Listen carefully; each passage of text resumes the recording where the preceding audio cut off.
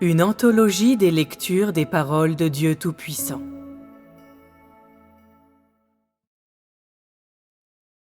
L'œuvre de Dieu, le tempérament de Dieu et Dieu lui-même. 2.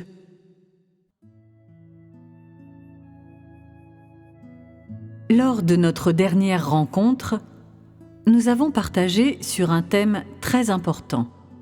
Vous souvenez-vous de ce que c'était ? Laissez-moi le répéter. Le thème de notre dernier échange était l'œuvre de Dieu, le tempérament de Dieu et Dieu lui-même. Ce thème est-il important pour vous ? Quelle partie est la plus importante pour vous ? L'œuvre de Dieu, le tempérament de Dieu ou Dieu lui-même ? Laquelle vous intéresse le plus ? De quelle partie voulez-vous que je vous parle davantage ? Je sais qu'il est difficile pour vous de répondre à cette question, car le tempérament de Dieu peut être vu dans chaque aspect de son œuvre, et son tempérament est révélé dans son œuvre toujours et partout, et en fait représente Dieu lui-même. Dans le plan de gestion globale de Dieu, l'œuvre de Dieu, le tempérament de Dieu et Dieu lui-même sont tous inséparables l'un de l'autre. Notre dernier échange au sujet de l'œuvre de Dieu a porté sur des récits de la Bible au sujet d'événements qui ont eu lieu il y a longtemps.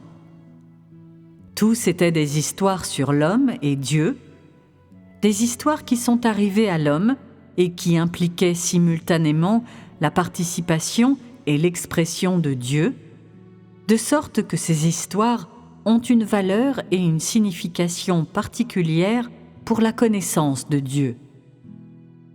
Aussitôt après avoir créé l'humanité, Dieu a commencé à entretenir une relation avec l'homme et à lui parler.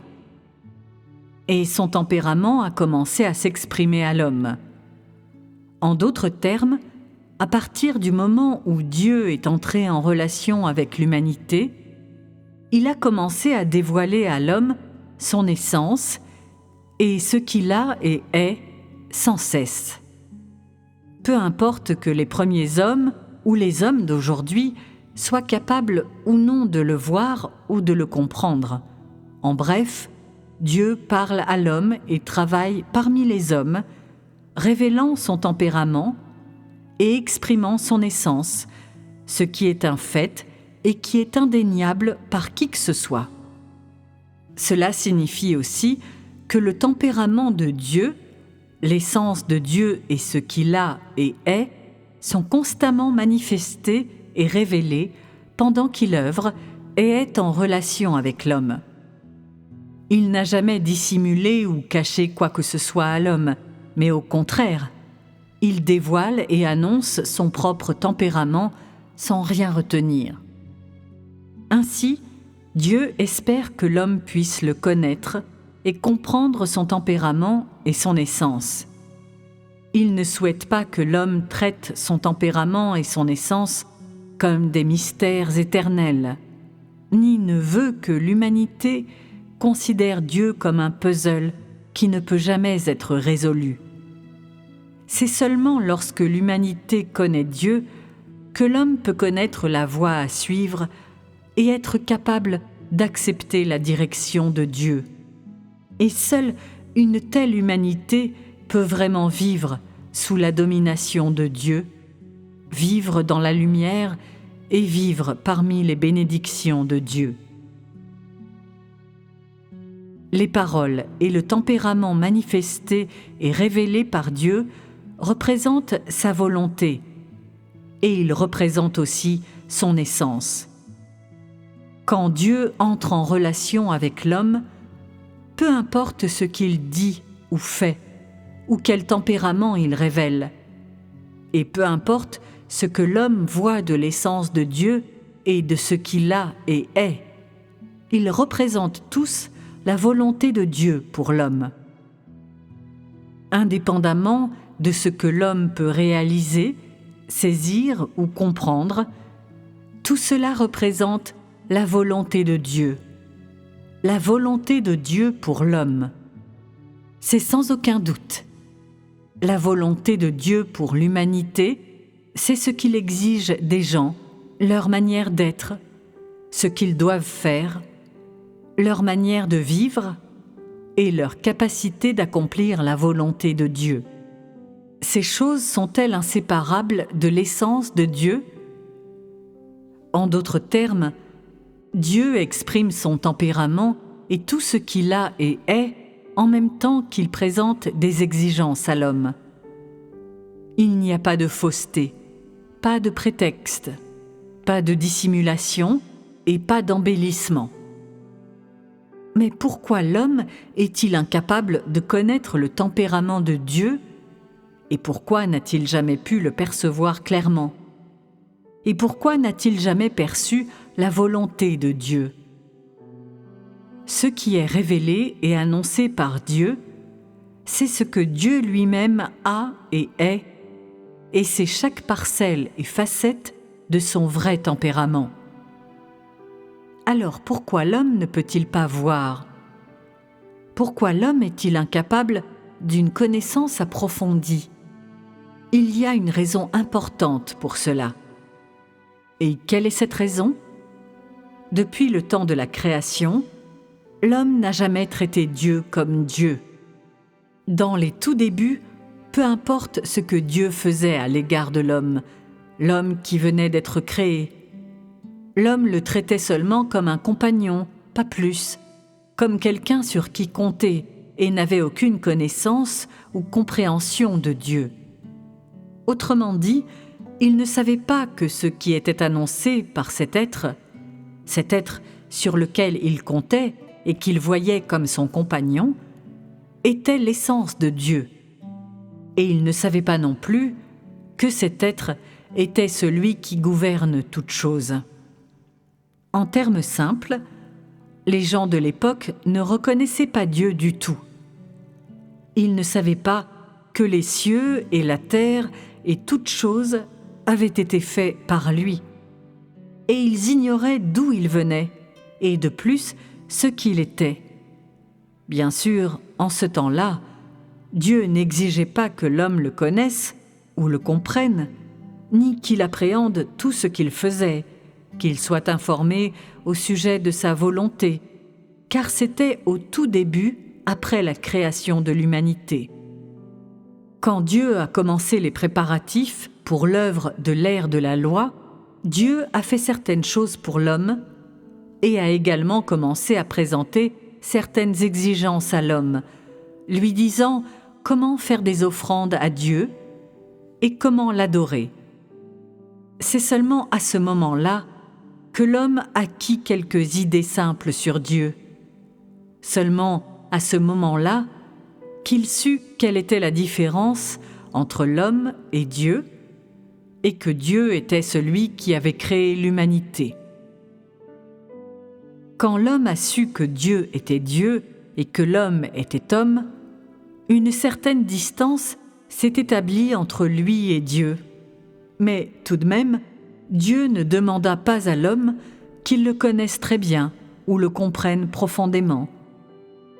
Ainsi, Dieu a des exigences différentes de l'homme selon les étapes et les circonstances de son œuvre.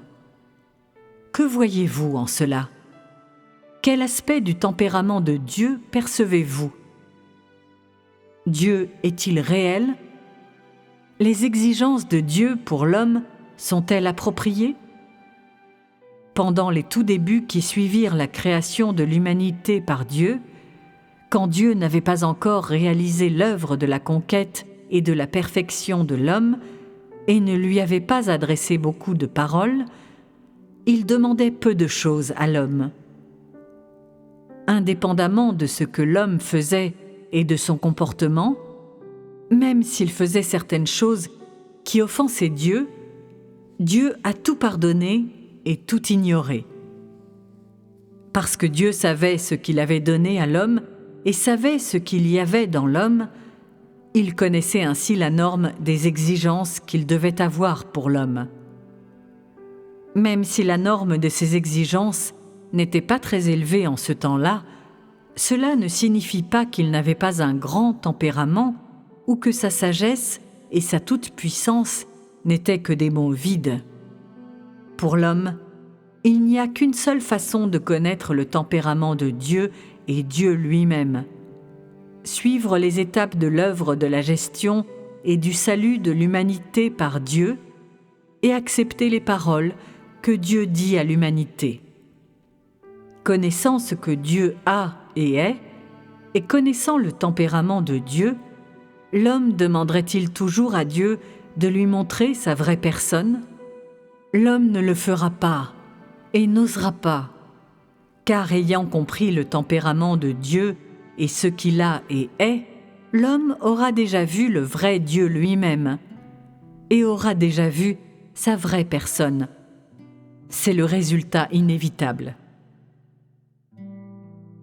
À mesure que l'œuvre et le plan de Dieu progressaient sans cesse, et après que Dieu eut établi l'alliance de l'arc-en-ciel avec l'homme comme un signe qu'il ne détruirait plus le monde en utilisant des déluges, Dieu avait un désir de plus en plus ardent de gagner ceux qui pouvaient être d'accord avec lui.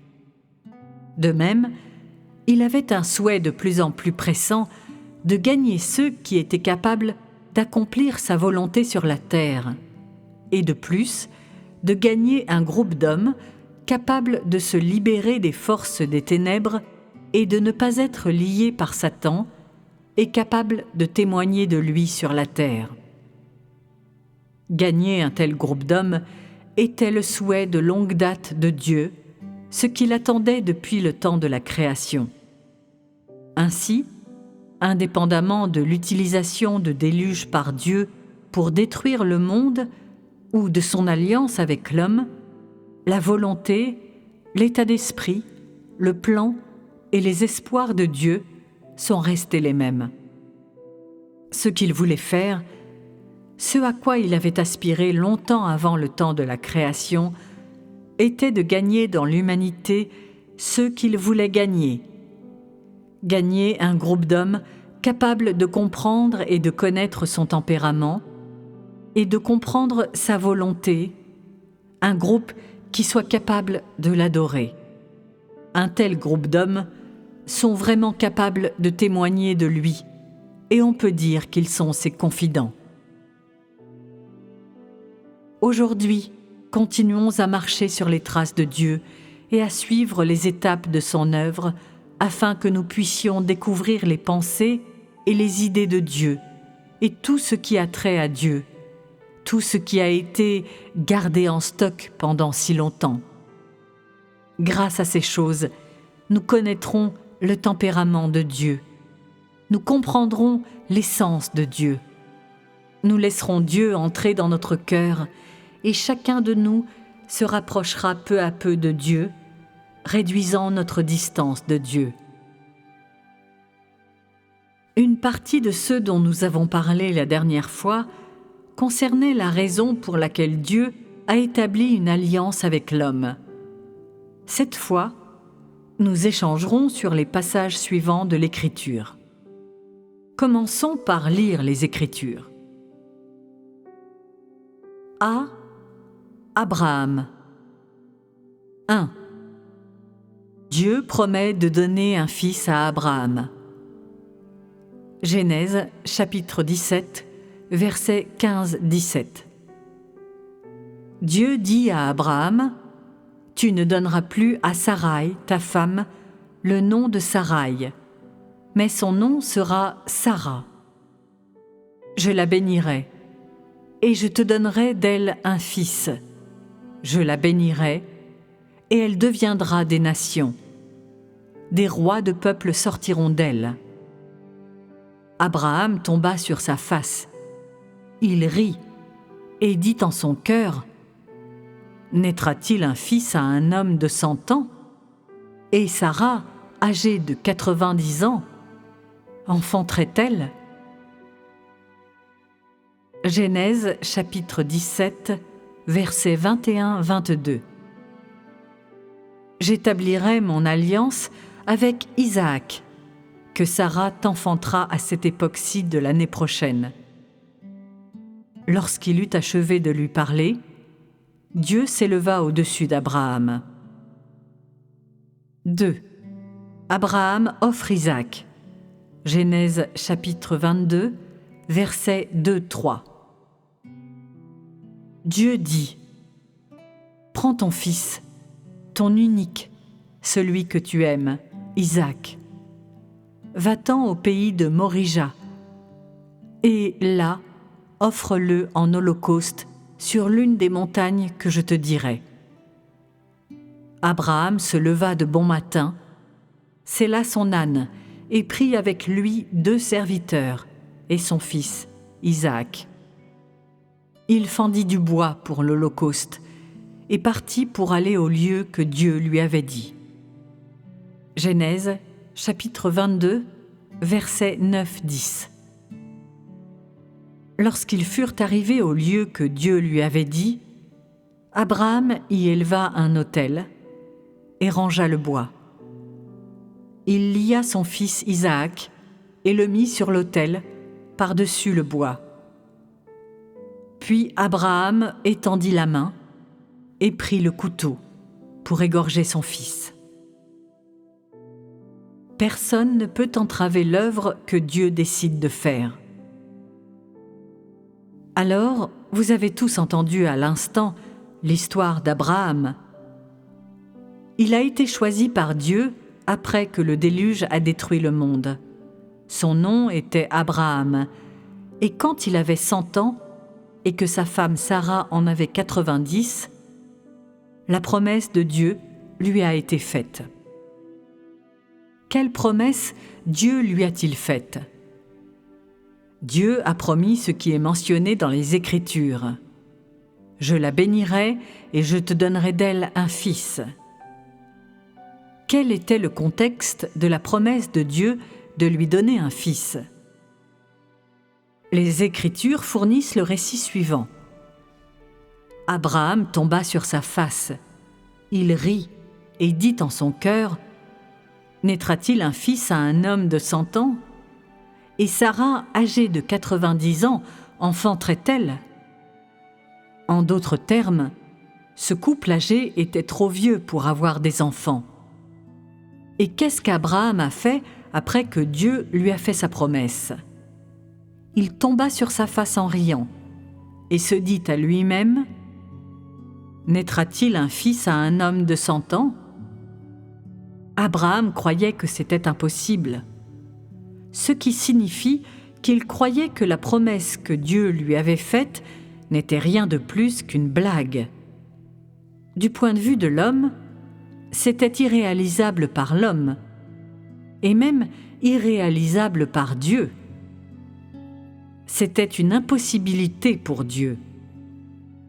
C'était peut-être risible pour Abraham. Dieu a créé l'homme, mais il s'avère qu'il ne sait pas que quelqu'un d'aussi vieux est incapable d'engendrer des enfants. Il pense qu'il peut me permettre d'engendrer un enfant. Il dit qu'il me donnera un fils. C'est sûrement impossible. Et donc, Abraham tomba sur sa face et rit, pensant en lui-même : « Impossible. Dieu blague avec moi. Cela ne peut pas être vrai. » Il ne prit pas les paroles de Dieu au sérieux. Donc, aux yeux de Dieu, quel genre d'homme était Abraham ? Injuste. Où était-il déclaré qu'il était un homme juste ? Vous pensez que tous ceux auxquels Dieu fait appel sont justes et parfaits et sont des gens qui marchent avec Dieu ? Vous vivez selon la doctrine. Vous devez voir clairement que lorsque Dieu définit quelqu'un, il ne le fait pas arbitrairement. Ici, Dieu n'a pas dit qu'Abraham était juste. Dans son cœur, Dieu a des normes pour évaluer chaque personne. Bien que Dieu n'ait pas dit quel genre d'homme était Abraham, en ce qui a trait à sa conduite, quelle sorte de foi en Dieu Abraham avait-il ? Était-elle un peu abstraite ? Ou avait-il une grande foi ? Non, Il ne l'avait pas. Son rire et ses pensées ont montré qui il était. Donc votre croyance qu'il était juste n'est que le fruit de votre imagination. C'est l'application aveugle de la doctrine. C'est une évaluation irresponsable. Dieu a-t-il vu le rire d'Abraham et ses petites expressions? En était-il au courant? Dieu en était au courant. Mais Dieu changerait-il ce qu'il avait résolu de faire? Non. Quand Dieu a planifié et résolu qu'il choisirait cet homme, la question avait déjà été réglée. Ni les pensées de l'homme, ni sa conduite n'influenceraient ou n'interféreraient le moins du monde avec Dieu. Dieu ne changerait pas arbitrairement son plan, ni ne changerait ou bouleverserait son plan à cause de la conduite de l'homme, ce qui pourrait même être stupide. Qu'est-ce qui est écrit en Genèse chapitre 17, versets 21-22 alors? « J'établirai mon alliance avec Isaac, que Sarah t'enfantera à cette époque-ci de l'année prochaine. » Lorsqu'il eut achevé de lui parler, Dieu s'éleva au-dessus d'Abraham. Dieu n'a pas prêté la moindre attention à ce qu'Abraham pensait ou disait. Et quelle était la raison de sa dérogation? C'est parce qu'à cette époque, Dieu ne demandait pas que l'homme ait une grande foi, ou qu'il puisse très bien connaître Dieu, ou de plus, qu'il puisse comprendre ce qui était fait et dit par Dieu. Ainsi, il n'a pas demandé que l'homme comprenne pleinement ce qu'il avait résolu de faire, ou les hommes qu'il entendait choisir, ou les principes de ses actions, car la stature de l'homme était simplement inadéquate.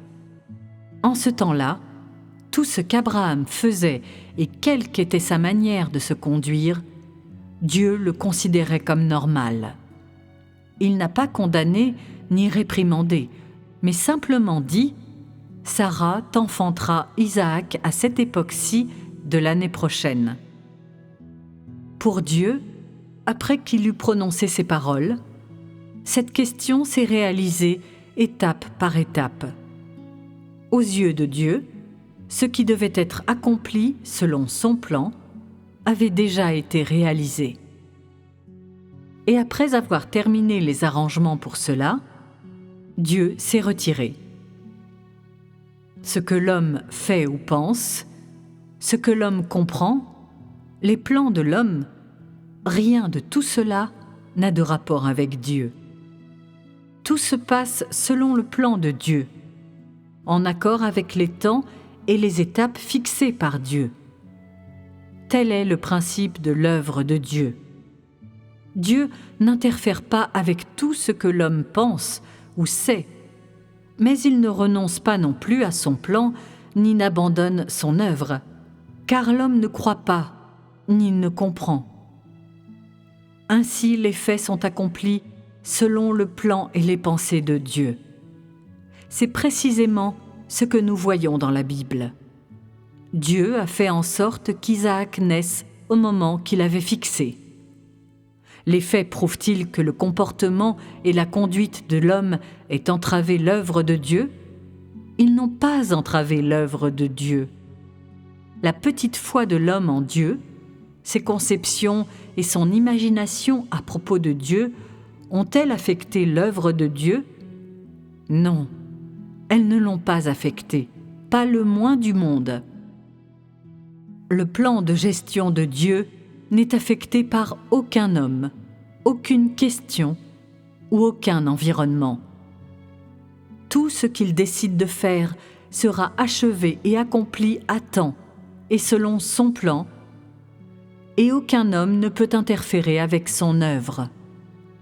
Dieu ne prête aucune attention à une certaine sottise et ignorance de l'homme, et ignore même quelques-unes des résistances et des conceptions de l'homme à son sujet. Il fait plutôt l'œuvre qu'il doit faire, sans scrupule. C'est le tempérament de Dieu et un reflet de sa toute-puissance.